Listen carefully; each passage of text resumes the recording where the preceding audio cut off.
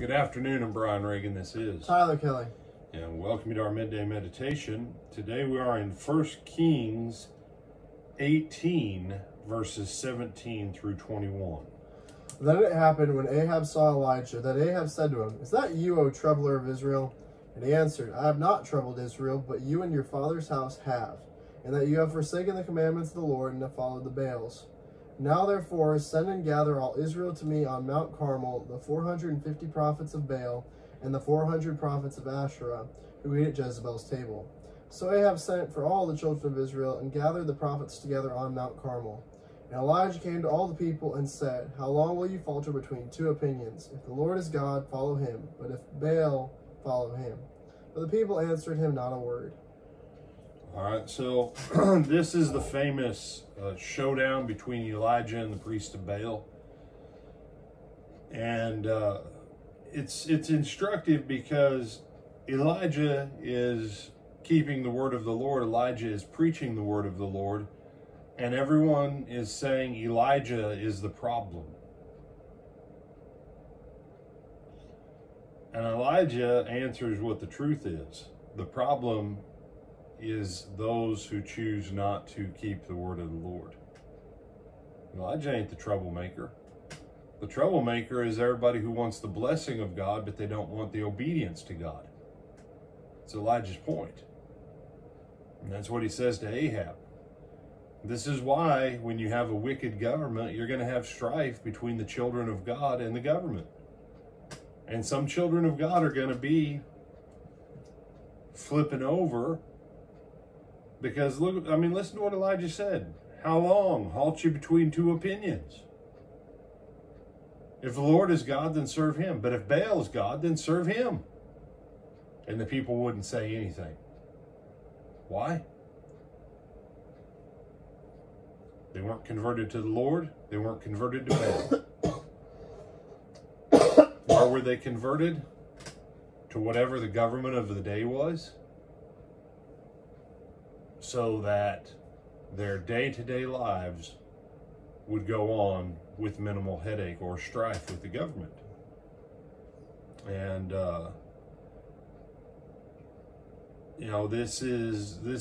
we have this problem in the church. It's across all denominational lines, but it's in the Lord's church. The people, don't preach so much on this topic. Don't preach so much on that. Give us this, give us that. That way we'll have stuff that's like the denominations. Give us this, give us that. Don't say things that, put us, get us banned from Facebook or get us banned from YouTube. How long halt you between two opinions? If the Lord is God, then serve him. This issue is just as relevant today as it was 2,800 years ago. Just as relevant. And people who can't see it, I'm sorry that you can't see it. You know why you can't see it? Because you're halted between two opinions. That's why. All right, Tyler, go on ahead, catch us 41 through 46. And then Elijah said to Ahab, "Go up, eat and drink, for there is a sound of abundance of rain." So Ahab went up to eat and drink. And Elijah went up to the top of Carmel. Then he bowed down on the ground and put his face between his knees and said to his servant, "Go up now, look toward the sea." So he went up and looked and said, "There is nothing." And 7 times he said, "Go again." And it came to pass the 7th time that he said, "There is a cloud as small as a man's hand rising out of the sea." So he said, "Go up, say to Ahab, prepare your chariot and go down before the rain stops you." Now it happened in the meantime that the sky became black with clouds and wind, and there was a heavy rain. So Ahab rode away and went to Jezreel. And the hand of the Lord came upon Elijah, and he girded up his loins and ran ahead of Ahab to the entrance of Jezreel. All right. So the Lord's the one who says it's time for the drought to end. It's been the 3.5 years. And this is a lesson in prayer that people don't get. God needs his children to pray in agreement with his word in order for him to manifest it in their lives. What? God says, it shall not rain on the earth for 3.5 years. Go pray, Elijah.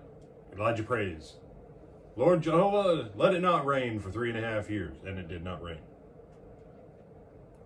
See, Elijah came in agreement with what God's will was, and then he prayed God's will, and that released God's will. Now 3.5 years are over. Elijah prays. What brings the end of the drought? Elijah is in agreement with God's will, and Elijah prays God's will. And then guess what? The will of God manifests. This is what 1 John 5 is talking about.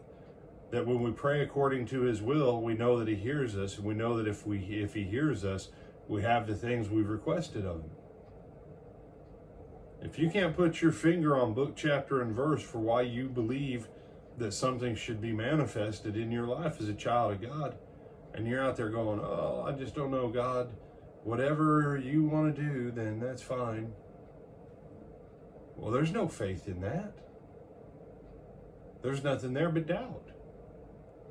Elijah didn't say, it's been 3.5 years, but, if you want to stretch out the drought, that's fine, because I'm not going to tell you what you need to do.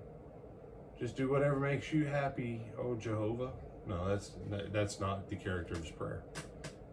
And then lest you come back to me and go, hey, don't be that way. No, James 5. Elijah was a man subject to the same kinds of emotions and challenges, lust, desires, everything. Elijah was a guy just like everybody else. That's what the point in James is. And he prayed God that it would not rain for 3.5 years, and it did not rain. But right before that, he said what? The effectual, fervent prayer of a righteous man availeth much. So you and I can do equal or greater things than Elijah in prayer. But we have to know what the will of God is. We have to believe in the will of God, and we have to pray the will of God. And then, who knows? The hand of the Lord might be upon you and I might be able to run faster on foot than a dude with a horse, a chariot team can go. What? Yeah, that's what it says. The hand of the Lord was on Elijah, and he could run faster than a team of horses pulling a chariot.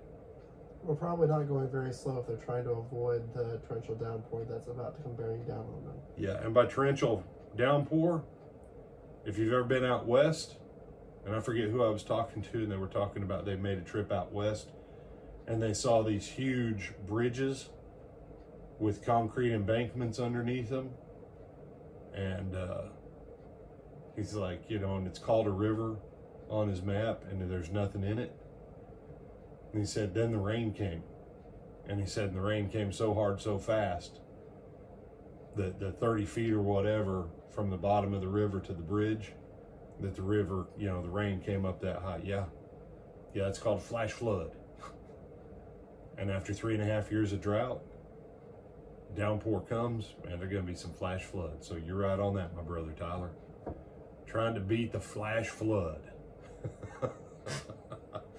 Get back up to the high ground. So, Elijah becomes the human flash. Elijah the human flash. I like that. That's pretty funny. All right, with that, I'm Brian Reagan. This is Tyler Kelly. And we bid you good afternoon. We'll see you back tonight.